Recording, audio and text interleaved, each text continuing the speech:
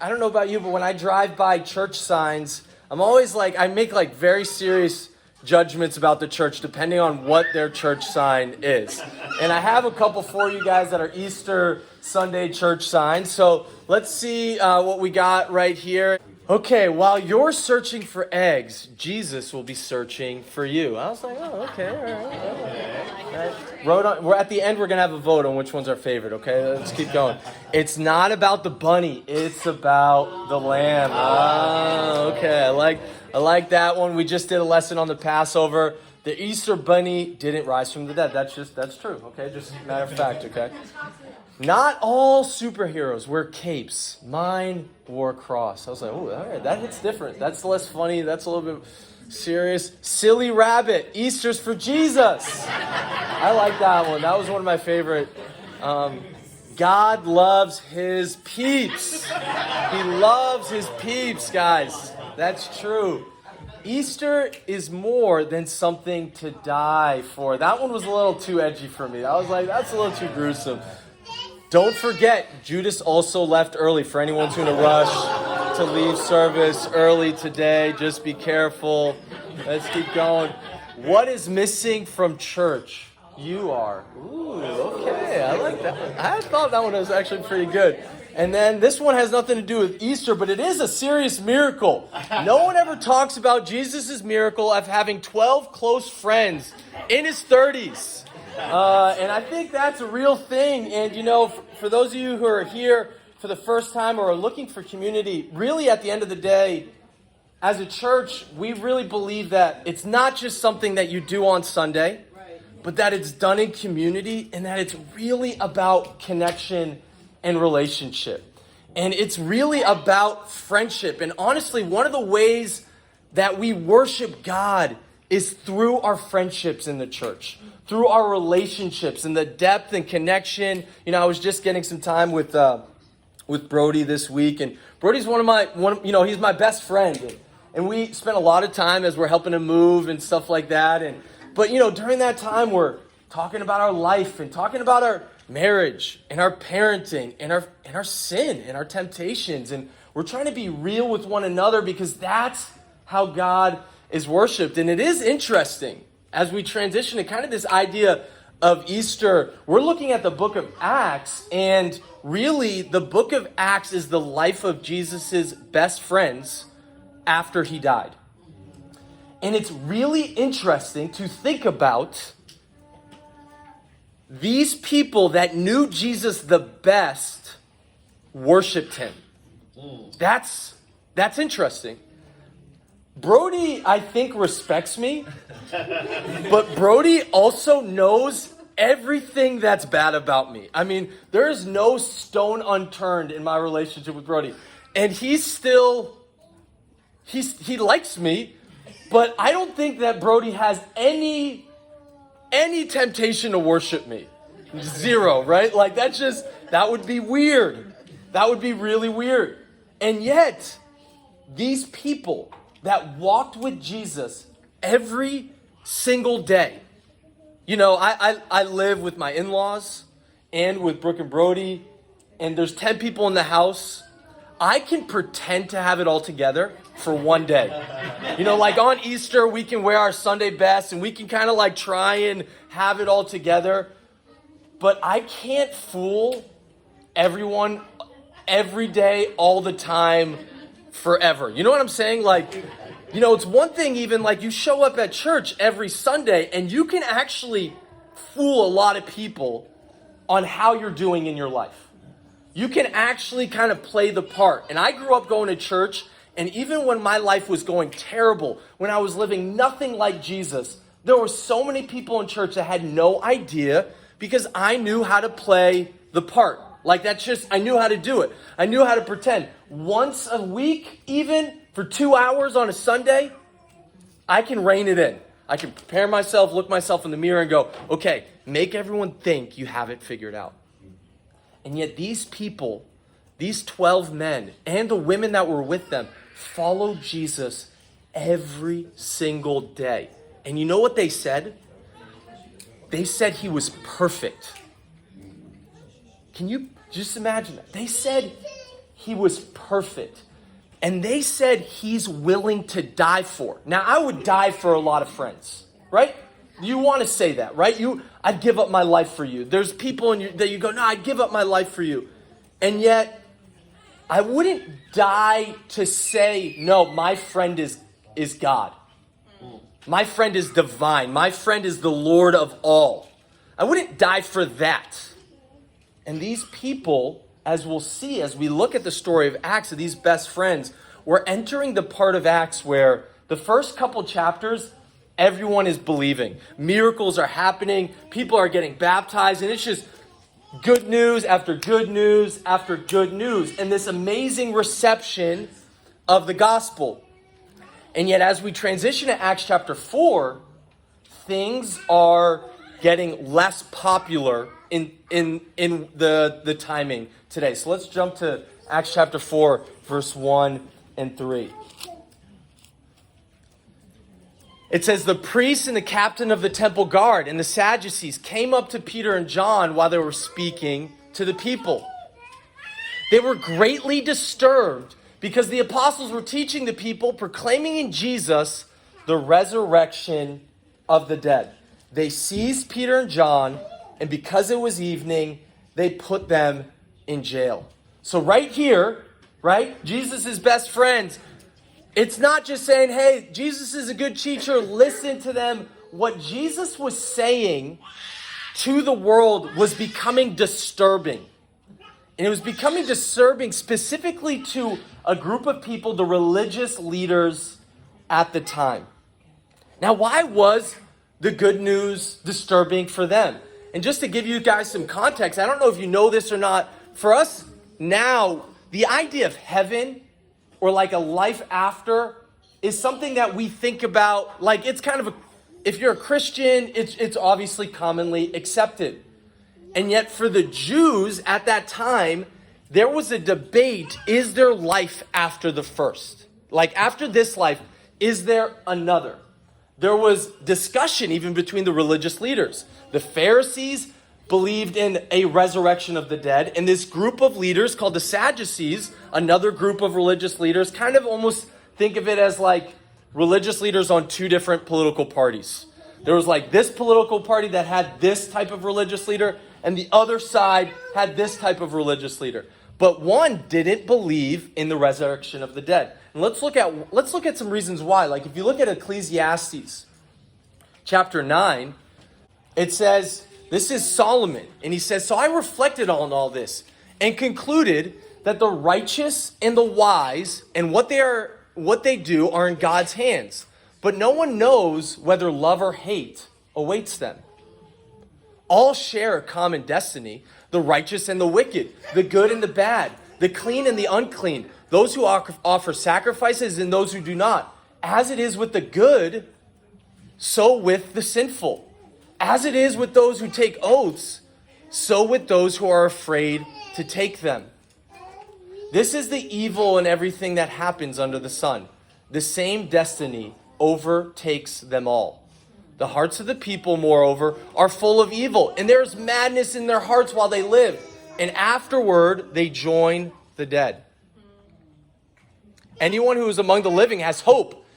Even a live dog is better off than a dead lion. We'll stop there. So what do we see here? It's talking about this idea like the world, life is kind of meaningless.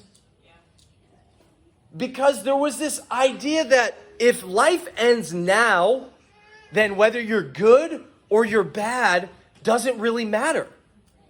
There's this, and the Jews were in tension with this because there's other parts of the scripture. If we look at Ecclesiastes 12, this is the end of the same book where here he's talking about like how I'm tempted to feel, but then he says the conclusion of the matter. He says, now all has been heard. Here's the conclusion of the matter. Fear God and keep his commandments, for this is the duty of all mankind.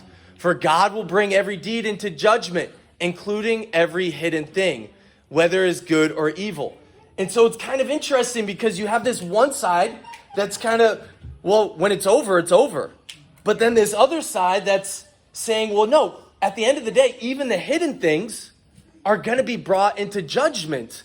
And so the Jewish people were divided because there was a lot for the Jewish people that were like, if we worship God, we'll get land. If we worship God, we'll get this, we'll get that on earth. We'll get blessings on earth.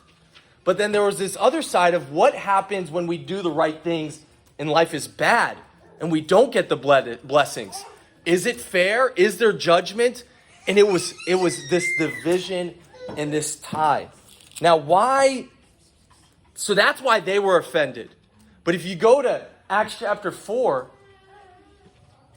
that's why they were offended. Why is the resurrection of the dead offensive today? Do you think it is? Does it ever, I was thinking about it, and I think this news of Jesus rising from the dead, what does it mean? It means he's not just a human. He's not human. It means there's something more to him. It means that his thoughts, his teachings are not opinion. They're not just one idea. It's not just a good teacher. It means that this man was divine. He had power that I know nothing of. That means that what he says matters. And that I'm now starting to feel like, are you telling me I have to live this way, even if it's not the way I want? That means he has the right to tell you what is right and what is wrong. And that means that you're not the boss and you don't have the power. That means, let's look at some of these words in Matthew 6, verse 19. It says, this is Jesus' words. Do not store up for yourselves treasures on earth, where moths and vermin destroy, and where thieves break in and steal. But store up for yourselves treasures in heaven, where moths and vermin do not destroy, and where thieves do not break in and steal. For where your treasure is, there your heart will be also. If Jesus did raise from the dead, if there is a resurrection of the dead, we need to listen to that because he has the right to say it. If we look at Luke 12 or Luke 9, verse 23, he says, whoever wants to be my disciple must deny themselves, take up their cross daily, and follow me. The resurrection means that our opinions and our thoughts are inferior to the thoughts of Jesus. And that is disturbing. It's troubling. And what we see here is that these people put Peter and John in jail. And they said, we don't want you to speak anymore about this. And I asked myself the question, what if they listened? What if early on, in the beginning of Christianity, those people, when they were thrown in jail, they listened? We have to remember what was going on in their minds. The last time someone was thrown in jail for this faith, Jesus was killed and crucified.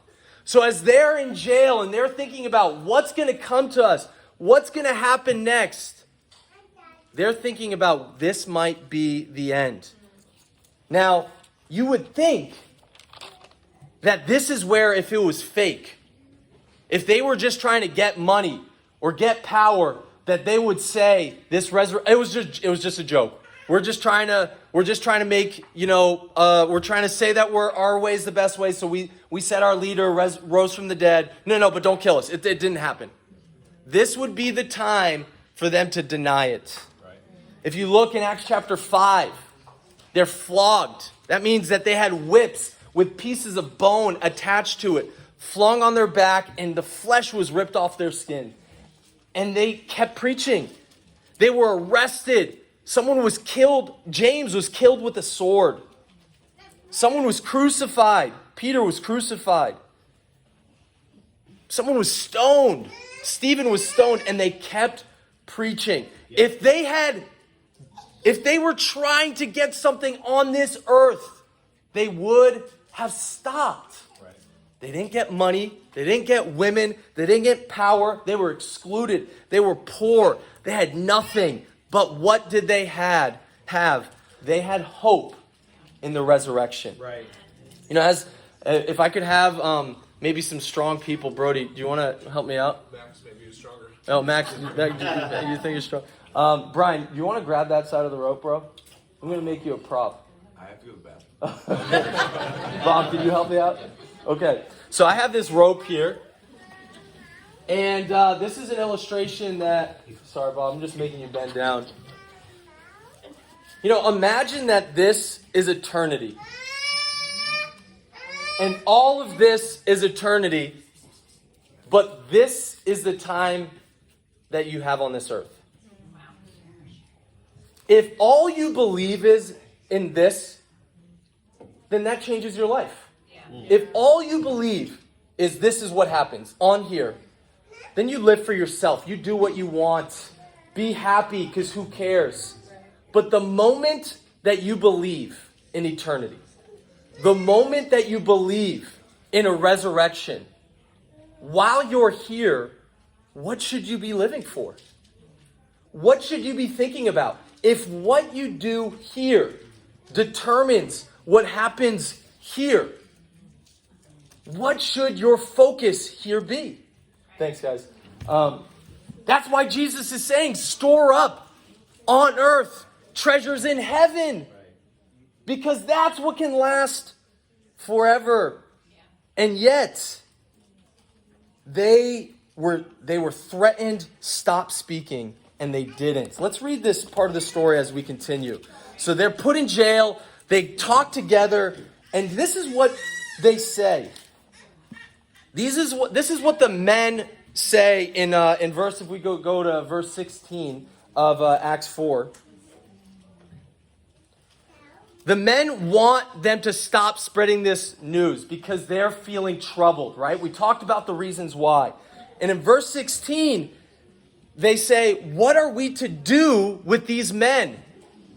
Everyone living in Jerusalem knows that they have performed a notable sign, and we cannot deny it.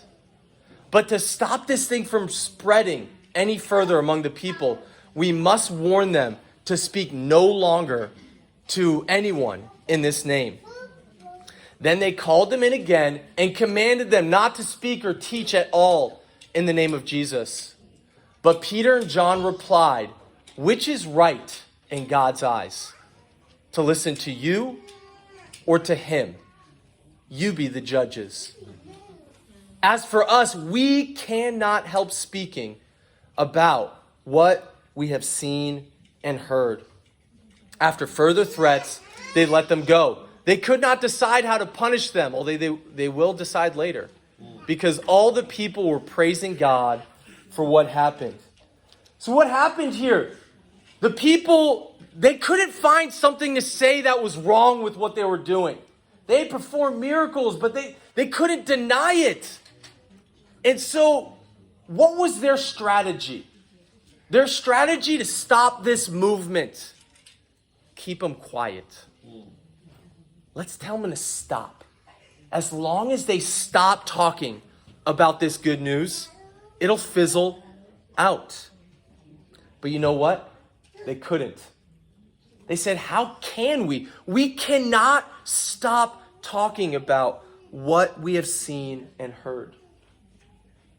The strategy of the world is to help us keep our mouths shut. That's what the world wants to do. It wants to help us to just stop talking about the good news. What stops us from talking about the good news? Let's talk about it. I think that sometimes what happens is the good news becomes old news. I think it becomes outdated, maybe familiar, not as shiny, common, or maybe just a tradition. Sometimes even like old school, where it no longer touches our heart. It used to impact us, but now this good news has just become stale, old news. Sometimes it becomes my news. What does that mean? Well, it's not the truth, but it's my truth. This is my news for me, and you have your news for you. It's more of a philosophy than a faith, actually. It's more like, this is what I guide my principles by, but it's not really what I'm going to live my life for or give up my life for. Sometimes it becomes personal news, which is it's really selfish. It's, I want this to change my life, to help me. I want to get the benefits. And sometimes it becomes a barrier. Respect my space. This is my personal news. Or it's used as a shield because we're afraid or intimidated. And so no, it's my personal news. So we use it as a wall or a shield. But it's all interior. Church has nothing to do with it. Community has nothing to do with it. But it's selfish news. It's personal news. If Satan can really work, he can turn the good news into bad news. Bad news. No. This is offensive. Bigoted. Anti-good. The bad news can be influenced by the world around us that is saying, no, this is bad news. Why? Because part of the good news is that we're sinners and that we're lost and that we need to be saved and that's why Jesus died on the cross. And that means, if that's true, that means we have to recognize our fault. That requires humility and that hurts our pride. So that's bad news. It's offensive. And sometimes we just don't want to hurt people's feelings, and we don't talk about it because deep down inside we think, is this bad news even though it's good news for me? And we keep it for ourselves. Bad news can sometimes become holiday news. What does that mean? It's more like a myth or a legend or a tradition. It's part of my culture, but it's not transformative. It's not something that actually breathes life. It's just historical. It's holiday news. It's good reasons for good seasons. It's happy feelings, and it brings us together as a family. Nothing wrong with that, right? Bringing us together as a family. The problem is the good news is meant to change our lives. Now, this is true, but sometimes this is why we stop speaking, is because it's dangerous news. It's disruptive. It demands a response. This good news, you can't listen to it and go home the same. It forces you to either accept it or reject it. It changes the status quo. And it brings change. And you know what? People don't like change. People don't like change. Society doesn't like change. People don't like change. And so anything that brings change in people or in systems, we don't like it. And so it's dangerous news. It needs to be quenched. But here, what do the disciples say? They say, we cannot stop speaking about it. Why? Because their faith changed them. This good news, this day, this resurrection day, it changed them. You know, I love what it said, but it said, judge for yourselves whether we should do what's right in your eyes or in God's eyes. You know what that teaches me is that they knew God was watching. Jesus rising from the dead proved to them that God was listening. He hears prayers and that he's there and he's watching and he cares. Now, sometimes we view God as watching as more like someone is watching, hovering over our shoulder. I don't think that that's how they viewed it. They viewed it as more their Father is watching. I want to show you just one last photo. This is the most beautiful person on the planet. This is my daughter, Luna. And this is at her first soccer practice of the season. And she is hysterical. I mean, if you just want, I know we watch television for entertainment. If you guys want to come to our practices on Saturday mornings and just watch them play, you will feel better than any TV show that you've ever watched. Luna is so hysterical. She literally will be just running, trying to kick a ball, and she'll just be talking to herself like, oh, that was so funny, I missed that ball. Like, and she's just hysterical. But you know what she does all the time? Is she looks at me or at Courtney and says, are you watching?